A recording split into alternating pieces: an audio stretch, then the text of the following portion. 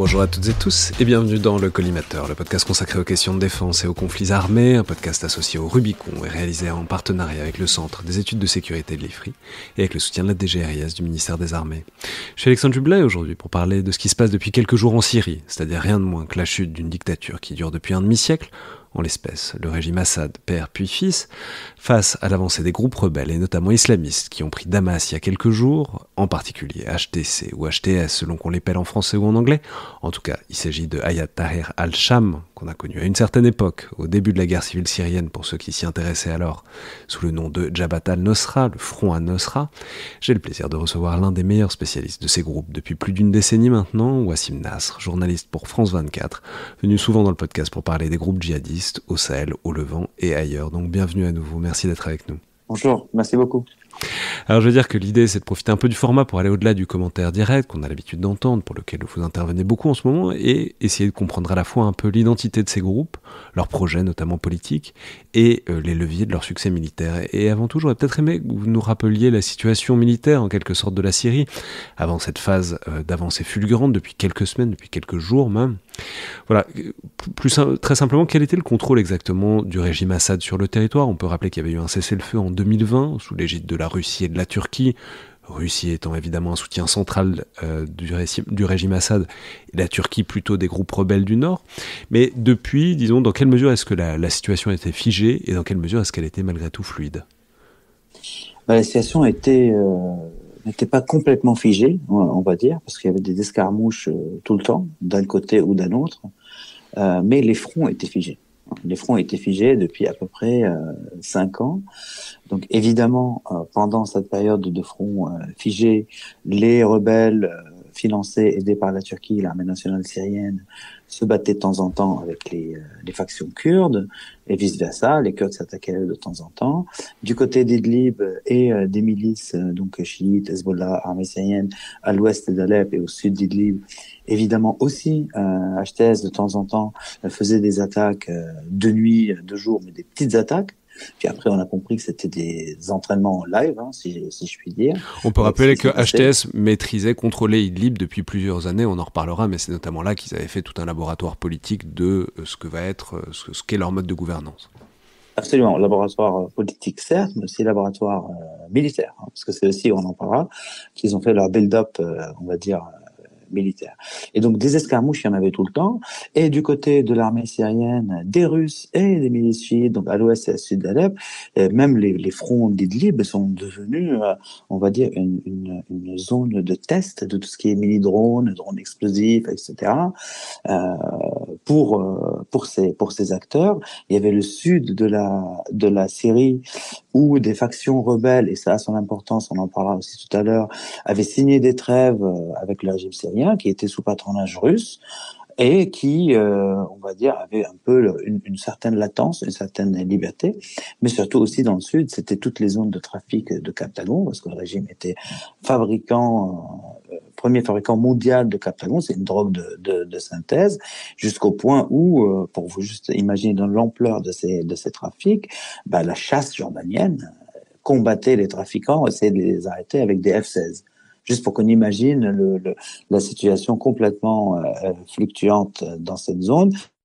L'Est syrien, que ce soit au sud ou au nord de l'Euphrate, ou à l'ouest ou à l'est de l'Euphrate, ce sont des zones d'activité des cellules de l'État islamique, surtout, disons, à l'ouest de l'Euphrate, où ils s'étaient vraiment reconstitués, parce que l'ouest de l'Euphrate, c'est la zone qui n'était pas sous surveillance américaine, est tellement reconstituée qu'à un point où, en juin dernier, les Américains ont repris les frappes dans cette zone qui était contrôlée par le régime et les Russes, sans système de déconfliction avec les Russes, parce qu'ils se reconstituaient tellement et que depuis là-bas, des menaces de complot ou de préparation d'attentats terroristes en Occident ont été détectées, et en l'occurrence, en France, pour la période des JO. Le Captagon, juste, on peut dire, on en a beaucoup parlé à l'époque de l'État islamique, on a beaucoup fantasmé sur les djihadistes qui étaient défoncés au Captagon. Ça, on n'a jamais eu vraiment de preuves, mais par contre, c'est une drogue de synthèse qui a un vrai revenu, parce qu'on peut dire que c'est une drogue qui est très populaire, notamment dans certains endroits du Golfe, dans certaines strates de la population, c'est une drogue qui est extrêmement consommée par une certaine jeunesse. Alors Donc absolument, mais juste, c'est-à-dire, on a évidemment, vous avez raison de le rappeler qu'on en a beaucoup parlé en liant ça aux djihadistes, sauf que pas du tout. Il y a pas la preuve, il y a pas aucun indice même, surtout que les fabricants de Captagon, c'était surtout le régime syrien et les milices affiliées, et même, par exemple, juste petite anecdote, quand une grosse cargaison a été interceptée en Italie, les autorités italiennes ont préféré accuser l'État islamique pour ne pas encombrer un processus de rapprochement avec le régime syrien à l'époque, alors que la cargaison partait du port de Latakia, bastion du régime syrien. Ouais. Alors, il faut revenir sur cette identité. Alors, c'est évidemment la question qu'on me pose absolument tout le temps en ce moment. Et dans une certaine mesure, j'ai pas envie d'entrer dedans trop, mais sur ce que sont ces groupes et notamment sur ce qu'est HTC, HTS. Vous êtes une des meilleures personnes qui parlait de ça, puisque vous êtes allé l'an dernier à Idlib. Vous avez rencontré Al-Joulani, donc le leader de HTS. Mais c'est fascinant parce que je me disais, on est sur les mêmes débats sémantiques depuis 10 ans à l'époque du Front al-Nosra pour savoir si c'est des islamistes, des djihadistes. Au fond, c'est toujours la même question, c'est de savoir si c'est des gentils ou des méchants. On a besoin d'avoir une étiquette un peu simple pour comprendre. Mais essayons quand même d'entrer un peu plus dans le détail. Évidemment que c'est des islamistes, mais tout le monde est un peu islamiste dans ces régions-là et dans ces groupes-là.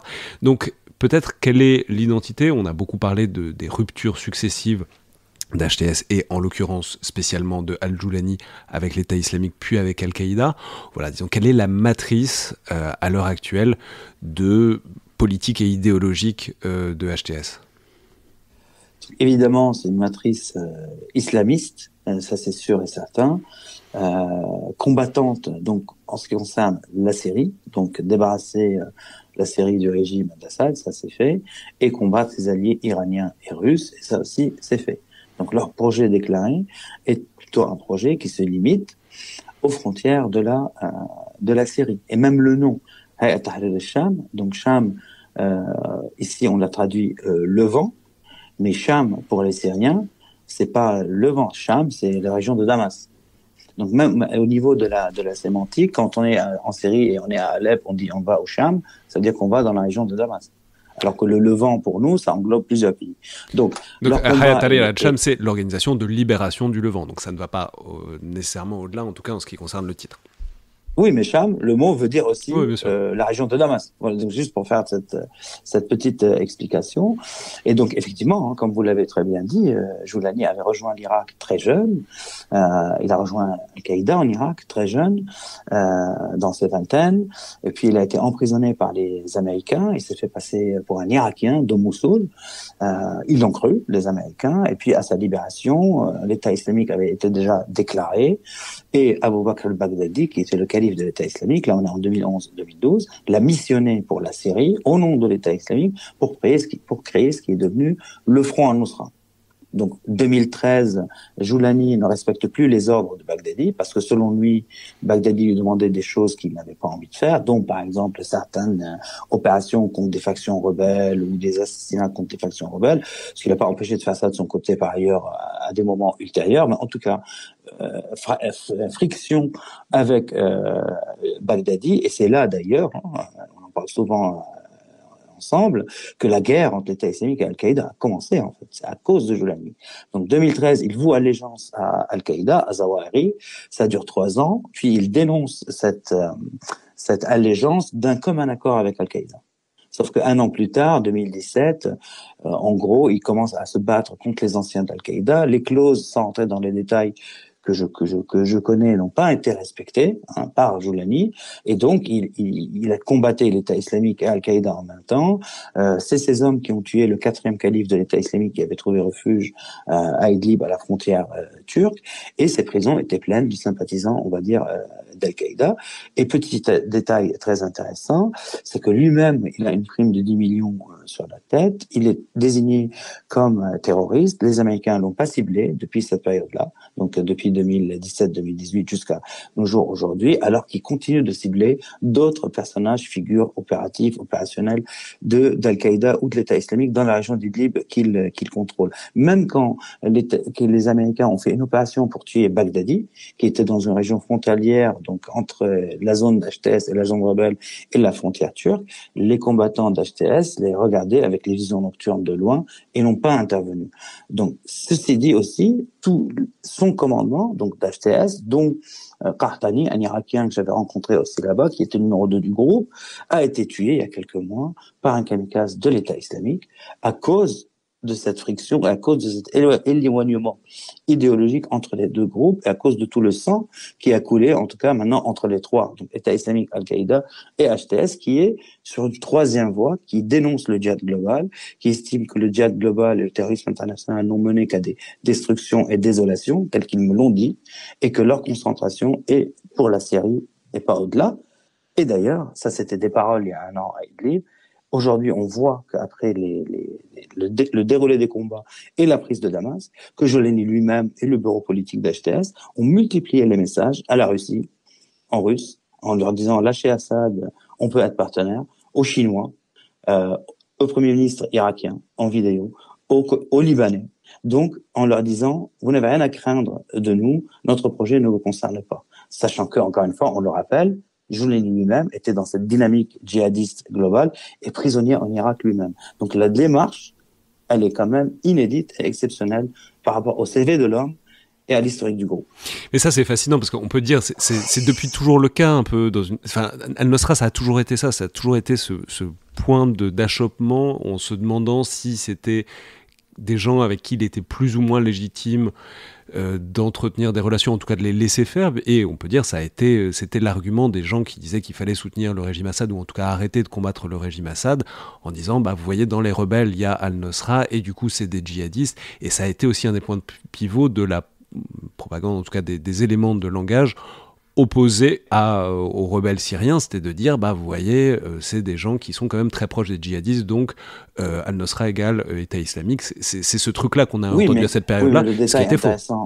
Le détail intéressant dans cette histoire, c'est que quand Al-Nosra s'est implanté en Syrie, militairement parlant, c'est eux qui étaient en première ligne contre l'armée syrienne, qui faisait face quand même à des civils en armes. Donc ceux qui avaient l'expertise militaire, c'était les gens d'Al-Nosra. D'accord. Sauf que les gens d'Al-Nosra, c'était Al-Qaïda. C'est la réalité. Ils étaient affiliés à Al-Qaïda. Donc, ils agissaient au nom d'Al-Qaïda. Donc, c'était pas infondé de dire, dans les rangs, il y a des djihadistes affiliés à Al-Qaïda. Sauf que Jolani, quand il a créé HTS, donc à Tahrir al-Sham, il a fait le ménage dans ses rangs. Les djihadistes étrangers qui sont toujours sur zone et qui ont combattu dans les derniers combats, d'ailleurs, et parmi eux des Français, des même pas une dizaine, sont complètement tenus sous cloche. Les combattants étrangers ou syriens par ailleurs, qui restaient liés à la nébuleuse djihadiste mondiale, il les a chassés, emprisonnés ou tués. C'est-à-dire, c'est pas non plus, il faut pas penser que Jolani est un grand démocrate. Il a combattu les djihadistes avec les armes des djihadistes. En tout cas en Syrie. Et après avoir fait tout ce ménage dans ses rangs et syrianisé au maximum son groupe, et il s'est dissocié de la mouvement djihadiste, il la dénonce, il la combat. On va pas répéter ce qu'on a dit maintenant. Là, il est légitime de dire c'est plus djihadiste. Mais est-ce que ça le rend moins islamiste ou moins rigoriste? Évidemment pas. Justement, puisque vous l'avez rencontré, vous êtes une des rares personnes qui l'ont rencontré,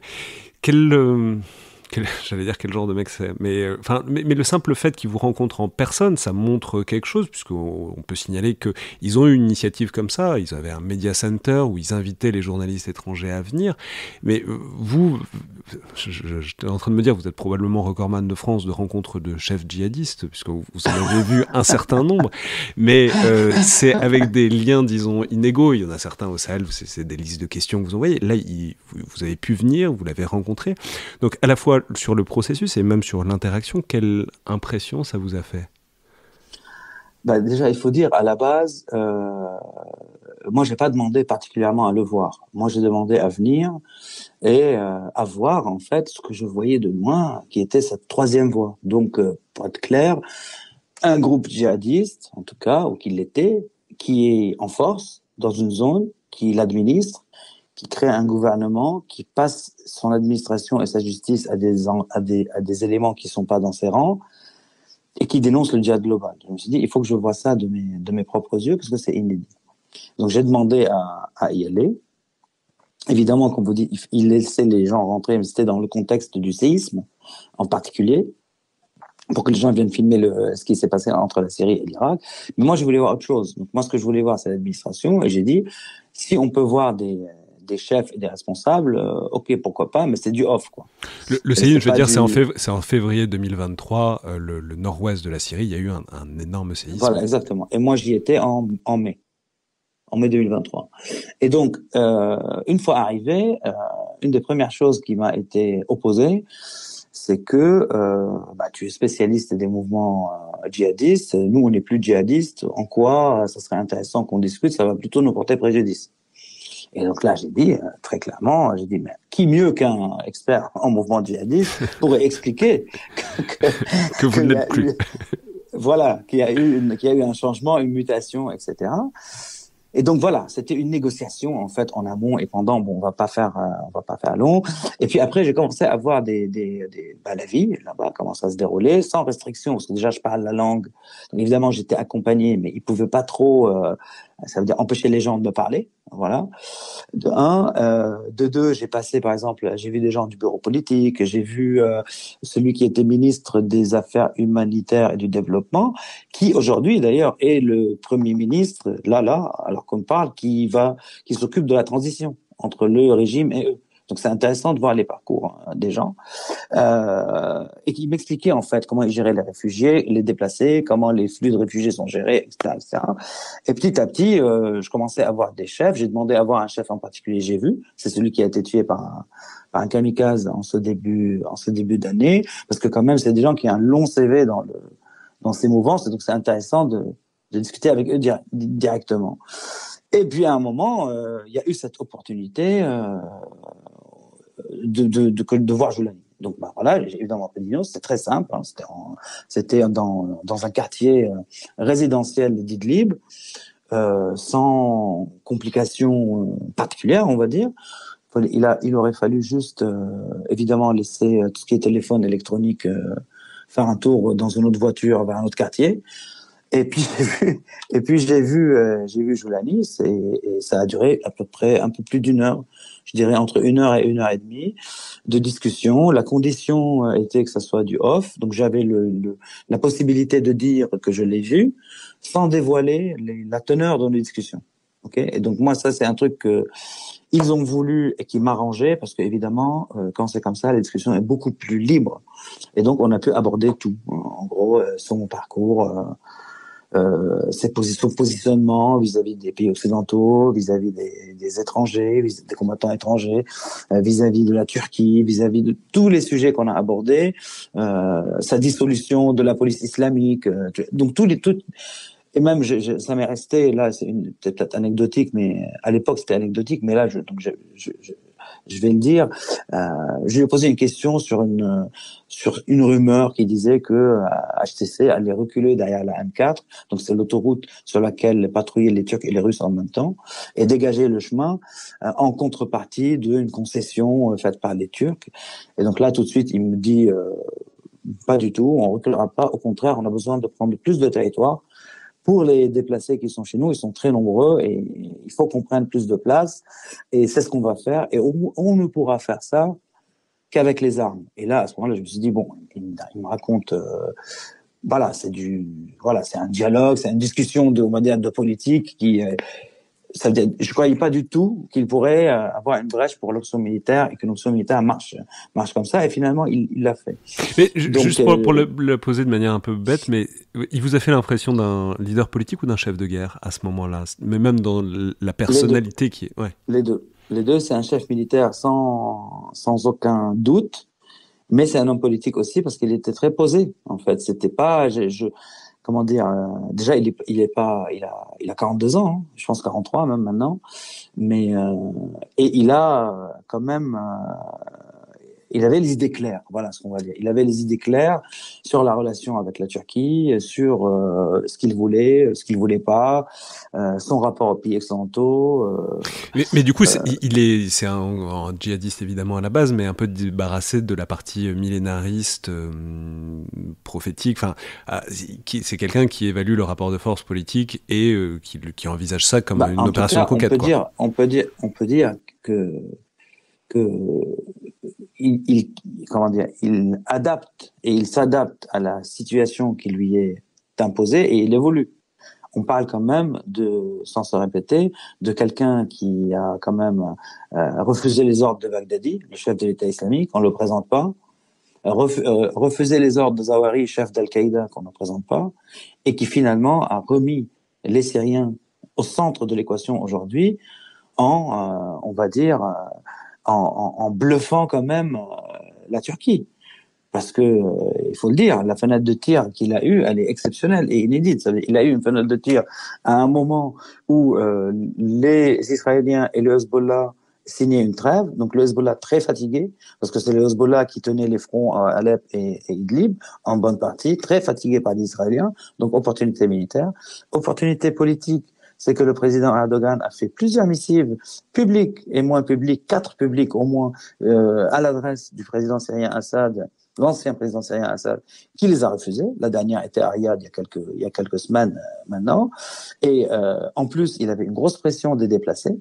Donc à l'intérieur d'Idlib qui manifestait par ailleurs dans les rues, il disait il faut ouvrir les fonds, etc. Et donc il a profité de ces 3 facteurs. Parce que Erdogan, évidemment, a fermé les yeux, mais je pense que Erdogan ne pensait pas que Jordanie allait prendre Alep, Hama, Homs et puis Damas. Et donc, il a profité de cette fenêtre qui est franchement était vraiment très petite. 2-3 jours plus tard, l'équation aurait pu changer complètement. Donc, il a eu c'est pour répondre à la question, c'est pas une digression. Donc, il a eu l'intelligence, on va dire, politique et stratégique de saisir cette opportunité et d'y aller. Et c'est exactement ce qu'il a fait. Et quand on voit son CV, on voit que quand même c'est quelqu'un qui a survécu à toutes ces organisations en les trahissant quand même, hein, et qui aujourd'hui est l'homme fort en Syrie, alors que il y a encore 10 jours, 15 jours, la situation en Syrie se négociait sans les Syriens. Alors justement, on va revenir ensuite sur la progression militaire, évidemment, qui nous intéresse essentiellement, mais juste sur l'organisation et ses ressources. C'est-à-dire donc, ils administrent la région d'Idlib depuis un certain temps. Avec ça, avec l'administration d'un territoire, il y a des ressources qui viennent, naturellement. Mais au-delà de ça, avec quels moyens est-ce qu'ils opèrent ? Est-ce que c'est seulement cette exploitation du pays ? Je peux dire, il y a eu des rumeurs, beaucoup de spéculations qu'ils étaient entretenus par certaines monarchies du Golfe, en tout cas pas forcément par le pouvoir, mais par des membres de familles régnantes dans le Golfe. Est-ce que, pour le dire autrement, est-ce qu'il y a une perfusion de moyens extérieurs et donc des bailleurs de fonds qui ont aussi du coup des leviers d'influence sur le groupe, ou est-ce que c'est, en tout cas de l'impression que vous en avez, un groupe qui opère sur ses moyens propres et qui a tiré son épingle du jeu comme ça ? C'est un groupe qui opère clairement sur ses moyens propres, donc en profitant de l'économie, aussi rudimentaire soit-elle, à Idlib. Parce que l'économie d'Idlib, il faut imaginer qu'elle a beaucoup gonflé à cause du nombre, des millions de déplacés qui se sont installés à Idlib.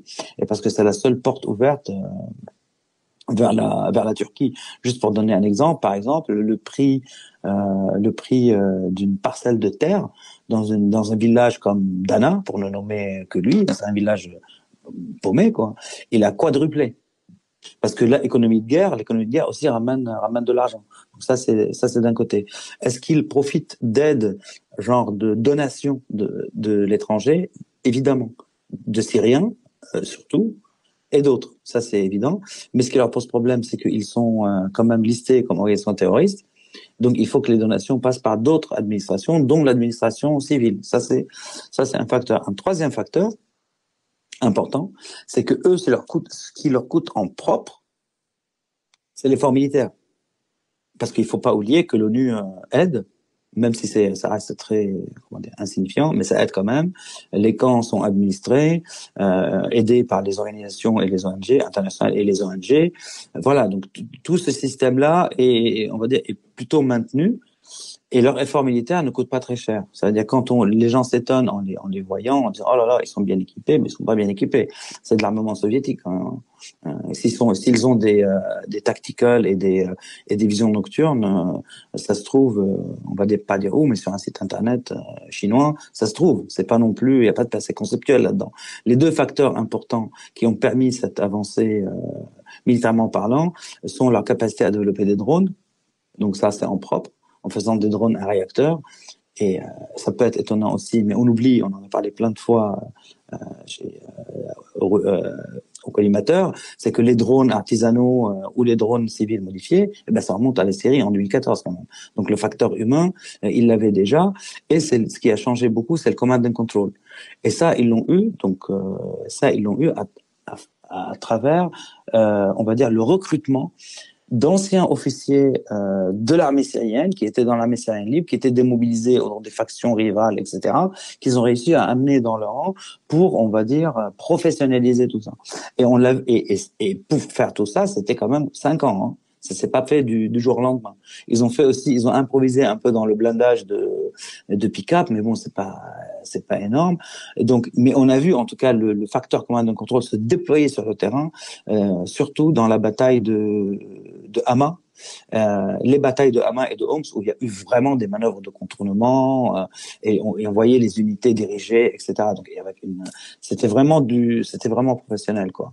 Mais à part ça, il y a pas, on va dire, il y a pas de moyens très grands qui ont été déployés. Et aussi, un facteur important, c'est que quand ils rentraient dans une localité, donc souvent les combattants étaient originaires de cette localité était fantôme, donc vidée, désossée même, et vidée de ses habitants. Donc c'est des gens qui revenaient chez eux, et surtout quand ils arrivaient dans une caserne ou dans une position de l'armée syrienne ou des milices chiites, etc. Et ben ils récupéraient ce qu'il y avait sur site et ils avançaient avec. C'est-à-dire on les a vus avancer avec des 4x4, j'ai oublié le nom, de fabrication iranienne, qui étaient avec les gardiens de la Révolution, avec des canons ASPJ-9 sans recul, etc. Donc ils récupéraient sur le tas et ils avançaient comme ça. Même par exemple, on a vu l'unité qui fédère les combattants étrangers, dont des Français, qui étaient fer de lance à la bataille de Hama. Ben, ils sont arrivés on va dire en pick-up. Et au cours du chemin, ils avaient des BMP-1, des 4x4 avec des U-23, etc., qu'ils ont récupérés à l'armée syrienne. Des BMP, donc c'est des véhicules de transport de troupes, rappelons. Oui, voilà. Mais on parle quand même à un public averti. Ouais. Oui, mais je sais pas si tout le monde est familier de la nomenclature post-soviétique. Mais non, mais non, mais du coup, mais c'est une question que je voulais vous poser. C'est une progression qui se fait encore toujours en véhicules légers, c'est-à-dire il n'y a pas ils n'ont pas récupéré de véhicules vraiment blindés, ils n'ont pas récupéré de véhicules vraiment à destination militaire à droite à gauche, que ce soit par ils ont récupéré des chars quand même, des chars et des transports de troupes, ils en ont récupéré quand même pas mal à l'armée syrienne. Ah oui, ils en avaient un petit peu, pas beaucoup, et ils en ont récupéré au fur et à mesure, oui, à l'armée syrienne. Des Shilka à 4 canons, des antiaériens avec des 14-5. Donc, c'est soviétique, hein, c'est très bien de rappeler que c'est soviétique. Donc, on n'est pas à la pointe de la technologie. Mais bon, par exemple, je sais pas, les visions nocturnes, sur lesquelles ils se sont entraînés, il y en avait sur leur RPG-7, il y en avait sur leur, Kalash et tout. Ils les ont utilisés à un certain moment à Homs, de nuit. Mais bon, c'était pas ça qui a fait qu'ils ont avancé rapidement. Mais bon, c'était utile à un certain moment. Mais justement, on peut peut-être revenir juste une seconde sur cette utilisation des drones qui est dite, en tout cas décrite assez largement comme assez novatrice, en tout cas sur ce front-là. Alors, les drones ne sont pas nouveaux, mais en tout cas, il semblerait, enfin ça a été dit, que HTS avait un savoir-faire particulier. Pas seulement d'ailleurs d'un point de vue militaire, qu'ils servent aussi beaucoup plus de drones de surveillance que d'autres groupes à d'autres moments, mais que, en tout cas, ils ont acquis un savoir-faire, notamment pour taper les arrières des forces du régime de Bachar al-Assad, et que là il y a en quelque sorte un savoir-faire qu'ils ont développé et qui a eu de vraies conséquences tactiques dans les derniers jours, les dernières semaines. Absolument. Donc ils ont développé quelque chose, donc des drones explosifs qui sont rapides, donc à réacteur, pas à hélice. Ils en avaient à hélice, ça, mais là ils ont développé à réacteur avec des grosses charges. Et on a vu sincèrement des frappes à l'usage de ces drones qui aujourd'hui peuvent s'apparenter à des frappes on va dire, d'entraînement, mais qui ont quand même fait des centaines de morts. C'était en 2022 ou 2023, plutôt 2023, quand ils ont frappé l'école militaire de Homs, l'école d'officiers de Homs. Ouais, ça c'est magnifique. C'est pendant une cérémonie de remise de diplôme. Ils ont tapé quand voilà. tout le monde était dans la cour. Voilà. Exactement. Et ils n'ont pas revendiqué jusqu'à aujourd'hui.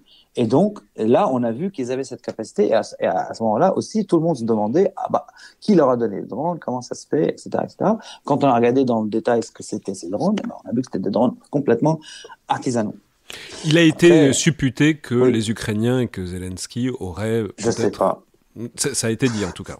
Mais oui, ça a été dit, comme souvent des choses sont dites, mais bon, après, encore une fois, est-ce qu'ils ont besoin de l'apport ukrainien pour développer des drones en interne, alors qu'il y a le savoir-faire et que c'est une technologie qui est née quand même là-bas, en 2014, en Syrie. Je sais pas, même par exemple, si on regarde pour les blueprints, de fabrication de drones, imprimantes 3D, etc., c'est-à-dire, franchement, en 3 clics, ça se trouve. Hein. Mais bon, est-ce qu'ils ont bénéficié d'une aide? Ça, je n'ai pas d'informations à ce sujet. Je n'ai pas de confirmation ni d'information, mais quand on regarde, ils n'ont pas vraiment besoin, quoi, pour avoir le résultat qu'on a. Alors ensuite, la question centrale militaire, c'est qu'est-ce qui a cédé là, militairement? Parce que, ça fait 15 ans, quoi, qu'il y a que le régime Assad, que les forces militaires de Assad tiennent. Bon an, mal an, on a beaucoup dit avec raison que l'intervention de la Russie, il y a un peu plus de 10 ans maintenant, a été complètement décisive parce qu'ils étaient pas loin de se faire plier déjà à ce moment-là. Mais au-delà de ça, ça tient quand même. Et on avait l'impression d'une sorte de cohérence, d'uniformité. Alors après, on sait aussi, on en a déjà parlé à ce micro au sujet de l'Afghanistan il y a quelques années maintenant, que aussi quand ça commence à tomber, ça peut tomber très vite. Hein. Quand il n'y a pas une bonne organisation, un bon plan de repli, une déroute militaire, ça peut aller incroyablement vite. Mais là, en tout cas, selon vous, qu'est-ce qui a cédé militairement depuis quelques jours, qui, pour des raisons et d'autres, n'avait pas cédé jusque-là? Déjà, il faut imaginer que les fronts étaient figés de par la présence d'acteurs étrangers sur ces fronts et d'ententes entre différentes puissances actives ou présentes sur le sol syrien. En premier lieu. En deuxième lieu, il y a un facteur politique très important, c'est que ce qui a permis aux milices chiites, y compris le Hezbollah, d'agir en Syrie en soutien à l'armée syrienne et au régime d'Assad dès 2012, c'était qu'ils sont entrés dans une dynamique, en premier lieu, contre les djihadistes. Et donc, les Américains, les Occidentaux, la coalition ont fermé les yeux sur le déploiement de ces milices en Syrie. Ils l'ont même vu d'un bon œil parce que ça donnait, on va dire, le gros des troupes dans certaines zones pour combattre l'État islamique. On se rappelle quand même, je pense qu'on l'a dit au collimateur, que la première ville en Irak qui a été, l'étau était desserré autour d'Amerli, donc une des premières villes où le siège de l'EI a été cassé, c'était Amerli en Irak, et c'était en 2015, et c'était Qasem Soleimani au sol et la chasse américaine dans les airs. Vous imaginez quand même.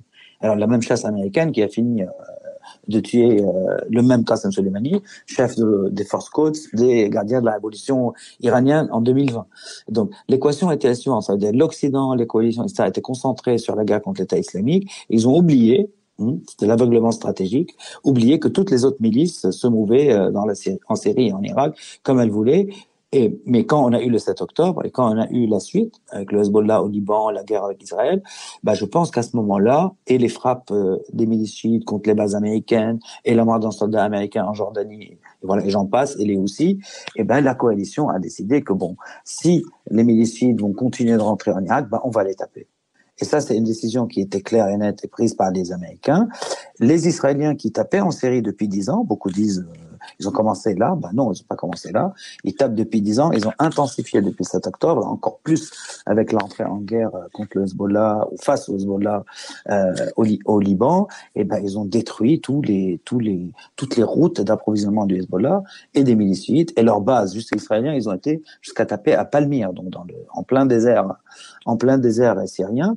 Et c'est de ça que je parlais quand je parlais du fenêtre de tir. Ça veut dire le gros des troupes étaient déjà très fatigués par les frappes israéliennes, ce qui fait que les fronts se sont effondrés, et ce qui a démontré d'une certaine manière que le régime d'Assad tenait, en tout cas sur cet apport des milices chiites et des gardiens de la révolution. Ça, c'est d'un côté. Pour les Russes, c'est très bien de rappeler qu'ils ont fait une opération militaire très réussie en 2015. Il faut revenir aux écrits de Michel Goya, du colonel Michel Goya à ce sujet, sauf qu'aujourd'hui, ils sont embourbés dans une guerre en Ukraine. La flotte russe en 2015 en Syrie pouvait aller jusqu'à 40 aéronefs. Aujourd'hui, ils en avaient à peine 10 avec un problème de munitions. Et donc, tous ces facteurs-là et le fait que la communauté régionale, donc des pays arabes, ont vu que le régime d'Assad tenait complètement sur les milices iraniennes une fois que Joulani a mis un coup de pied dans la fourmilière, ben, ils ont compris que Assad ne pouvait pas livrer. Ça veut dire qu'il ne pouvait pas se dissocier des Iraniens. Donc, à quoi bon le ramener vers la Ligue arabe et éventuellement lui faire signer une paix avec Israël, etc. Tout ça est tombé à l'eau. Donc tous ces facteurs combinés, parce que c'est toujours comme ça, ont mené à la chute du régime et à la démobilisation de son armée. Après, on dit que c'était rapide, mais ils ont essayé de monter des fronts quand même. Ils se sont battus à Hama très durement. L'armée syrienne, ils ont été décimés. Ils ont essayé de remonter un front dans la région de Homs, pareil.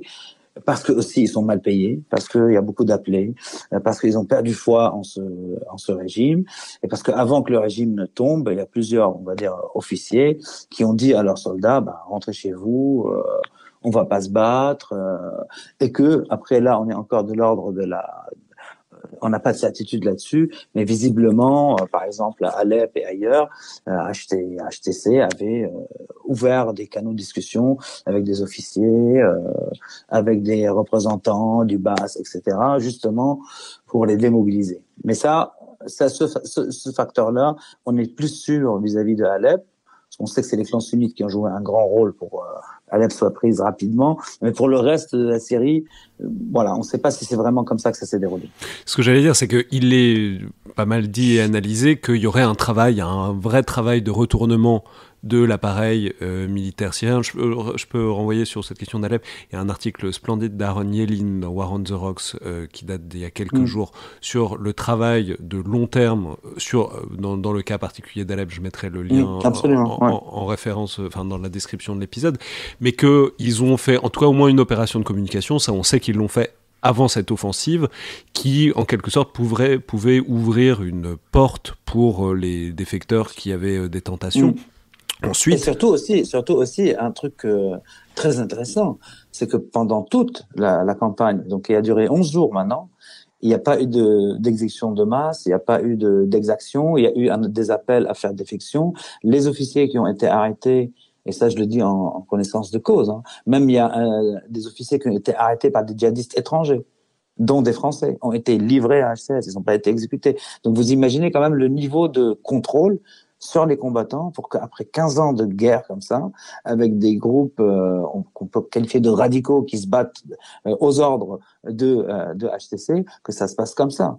Ça veut dire sans exaction gratuite, sans villages brûlés, sans soldats tués en masse, comme on a pu voir tout le long de la guerre syrienne. Et ça, je pense aussi, ça a encouragé les militaires syriens à se défaire de ce régime, parce que on se bat pas pour une paye de $40 par mois, mais on se bat pour sa propre vie. Donc ça, là aussi, ils ont su jouer sur ces contradictions entre l'appareil militaire syrien, le gros en tout cas, et l'appareil politique de l'État ou du régime d'Assad, où les gens ne voulaient pas mourir pour Assad. Avec, évidemment, ça pose la question de l'avenir et de savoir si les cadres qui, mine de rien, ont massacré un paquet de gens depuis 15 ans et même depuis 50, vont pouvoir être récupérés, reconvertis dans une certaine mesure. Il y a évidemment le précédent irakien qui vient en tête, où il y a eu une sorte d'éradication de tout l'appareil politique dictatorial, mais avec derrière un vide qui a posé évidemment d'immenses problèmes et dont est né l'État islamique. Là, une question qui est ouverte et dont on n'aura pas la réponse avant un certain temps, c'est dans quelle mesure est-ce que des gens qui ont évidemment des réseaux, qui ont du contrôle sur du territoire et sur des gens, vont pouvoir trouver une place dans la nouvelle situation politique, parce que évidemment c'est de ça que va découler une certaine stabilité, une certaine pérennité possible du régime, du nouveau régime. Absolument, c'est une très bonne question, mais malheureusement j'ai pas la réponse définitive là-dessus, mais parce que c'est trop tôt pour savoir comment ça va se goupiller, mais en tout cas ils n'ont pas fait l'erreur qu'ont fait les Américains en 2003 en Irak avec la débassification, où tout l'appareil d'État irakien a été mis à plat et les gens, toute une armée, s'est retrouvée sur le trottoir. Et donc, ce qui crée des velléités, évidemment, et on connaît la suite. Donc là, ils ont demandé, ils ont fait plusieurs appels, et c'est une bonne question, c'est bien aussi de parler de ça, même si on ne sait pas comment ça va se dérouler par la suite. Ils ont fait plusieurs appels aux fonctionnaires, à l'adresse des fonctionnaires pour qu'ils restent, pour qu'ils reviennent à leur travail. Ils ont fait plusieurs appels à ne pas détruire les institutions publiques, à ne pas piller les institutions publiques, même s'il y en a eu quand même, à ne pas rester, et ça je l'avais vu à Idlib par contre, ça fait partie des choses qui m'ont interpellé à Idlib quand j'y étais, c'est peu importe la ville où on va, il n'y a pas d'hommes en armes dans la rue. Et ça m'avait interpellé, il n'y a pas beaucoup de checkpoints, etc. Et là, quand ils ont pris Alep, au bout du deuxième ou troisième jour de la prise d'Alep, ils ont appelé tous leurs combattants à quitter la ville, plus d'apparence armée, et aller rejoindre les fronts. Et ils ont dupliqué l'administration, donc qui était à Idlib, à Alep. Et donc là, on a des indications, on va dire, et même l'épilogue de tout ça, même si c'était pas HTC qui l'ait fait, c'est quand on a vu les rebelles donc du sud qui sont rentrés dans Damas prendre le premier ministre actuel du régime et l'amener pour faire une transition, une passation de pouvoir. Alors, ils l'ont pas abattu d'une balle dans la tête dans son vestibule. Il s'est pas retrouvé avec sa tête sur un pic, comme on aurait pu le voir dans d'autres pays ou dans les pays de la région il y a encore quelques années. Donc rien que ça démontre en tout cas qu'il y a une volonté de maintenir une certaine cohésion, sans parler évidemment, parce que c'est pas le cœur du sujet, à tous les messages qu'ils ont passés aux minorités, aux Kurdes, même aux YPG kurdes, comment ils ont sécurisé la sortie des combattants du YPG kurde, pas tous, mais certains, des quartiers d'Alep-Ville, hein, qui étaient toujours, donc les YPG qui étaient en bonne entente dans Alep-Ville, en bonne entente avec le régime, vers les zones du YPG, en contradiction complètement avec la volonté de la Turquie, hein. Donc ça, c'est un gros morceau quand même. Donc on voit une certaine volonté de garder, on va dire, les institutions et de pas tout mettre à plat. Mais après, encore une fois, et pardonnez-moi, on peut pas encore dire qu'est-ce qui va se passer et comment ça va vraiment se goupiller dans les jours et les semaines et les mois à venir. Non, mais cela dit, on peut peut-être déjà un peu interpréter le rapport de force actuel, donc HTC, HTS, comme on veut. Clairement, c'est eux qui ont donné le coup de boutoir, qui ont fait l'avance fulgurante qui a désorganisé le régime et qui a ouvert la porte à tout le monde. Après, la question, c'est, enfin, vous y avez déjà fait référence, mais il y a un grand écart qui est plus un écartèlement vertigineux entre les positions politiques d'islamistes. Enfin, peu importe comment on considère HTC, il y a encore des gens beaucoup plus radicaux qui sont pas très loin, il y a aussi à l'inverse des groupes kurdes, il y a des groupes kurdes d'extrême gauche, etc. La question de savoir dans quelle mesure ils se coordonnent et dans quelle mesure est-ce que c'est pérenne, c'est-à-dire dans quelle mesure est-ce qu'on peut penser à une transition politique entre ces groupes qui sont pas d'accord sur grand-chose, si ce n'est qu'ils détestent Bachar, c'est aussi une des grandes questions qui peut-être est mise en branle par le rapport de force militaire à l'heure actuelle, mais il faut savoir comment ça va se traduire au temps de post-guerre, voire de paix. Oui, absolument, et c'est ce qui a fait défaut au début de la révolution syrienne, évidemment, mais s'ils ont ce résultat aujourd'hui, c'est qu'il y a une préparation en amont. Tout ça n'est pas improvisé. Par exemple, un exemple très concret, ils ont fait plusieurs pas vis-à-vis de la communauté druze qui était à Idlib, donc une communauté qui était obligée de se convertir à l'islam sunnite par le Front al-Nusra, les djihadistes sur la place, etc. Jourdaini a été les voir, avec son responsable des minorités. Il leur a dit, vous avez le droit de pratiquer ce que vous voulez, comme vous voulez. Il n'y a pas de, on force pas les gens à avoir une religion. Bon. C'est-à-dire, les gens ont dit, bon, c'est peut-être de la com. Quand il y a eu un soulèvement dans le sud de la Syrie, là, il y a quelques mois, des populations druzes, donc qui étaient plutôt pro-régime et qui sont devenues contre le régime en manifestant, ils ont eu le soutien. Il y a eu plusieurs communiqués, plusieurs échanges entre les Druzes de Idlib et les Druzes de Souaïda. On parle de Souaïda donc dans le sud. Et quand on a vu la campagne militaire se lancer, donc HTC depuis le nord, et le soulèvement des factions rebelles qui étaient démobilisées dans le sud, qui sont ceux qui étaient les premiers à déboulonner les statues d'Assad à Damas, dans le quartier de Jarmana? Eh ben, c'était les Druzes. Donc, c'est les Druzes qui ont ouvert la porte de Damas aux rebelles depuis le sud et à HTC. Donc, il faut se rendre compte quand même de l'importance de ce que c'est. Et juste dernière chose par rapport à ça, le chef du YPG, donc des factions kurdes communistes en Syrie, Saleh Mouslim, il a donné une interview à la télévision, je ne sais plus à quelle télé, il y a quelques jours maintenant. On lui a posé la question concernant HTC. Il a dit HTC sont des interlocuteurs fiables. Et donc, il y a un chemin qui a été fait parce que les contacts étaient bien établis et entrepris avant. Je ne dis pas qu'ils sont alliés, je ne dis pas qu'ils sont amis, mais en tout cas, ça se parle. Et quoi qu'il arrive, quoi qu'il advienne, Joulani ne pourra pas régner sur la Syrie telle qu'on imagine. Il sera obligé de faire des concessions, comme par ailleurs les concessions qu'il est faites à d'autres, à Idlib, parce qu'à Idlib, il a utilisé la force pour régner, mais il a beaucoup aussi utilisé la politique, les négociations et les arrangements, que ce soit avec les clans sunnites, que ce soit avec les Turcs, que ce soit avec les factions rebelles pro-turques, etc., etc. Donc il y a une expérience dans ce registre qui pourrait porter ses fruits par ailleurs, mais le fait est que là, à l'heure où on parle, c'est trop tôt pour affirmer quoi que ce soit. Et de deux, évidemment, vous avez raison, il y a tellement de contradictions et de factions qu'on peut imaginer que ça peut partir en sucette, pour des choses comme elles sont, à n'importe quel moment. Ce que j'allais dire, c'est que là, peut-être une nouveauté qu'il faut dire sur cette présence d'HTC, HTS et sur ce qu'ils vont faire, c'est qu'il y a un projet politique qui non seulement est relativement clair, ce qui est d'ailleurs pas si commun dans les groupes islamistes, enfin c'est pas toujours très clair au-delà du millénarisme quand ils en ont, mais et surtout où il y a un savoir-faire et un vécu. Ça fait des années qu'ils mettent en place ce projet politique avec des institutions, avec des conseils, avec une structure de maintien de l'ordre qui n'est pas une police islamique. Enfin, il y a cette fois, en tout cas, ils décideront pas tout seuls.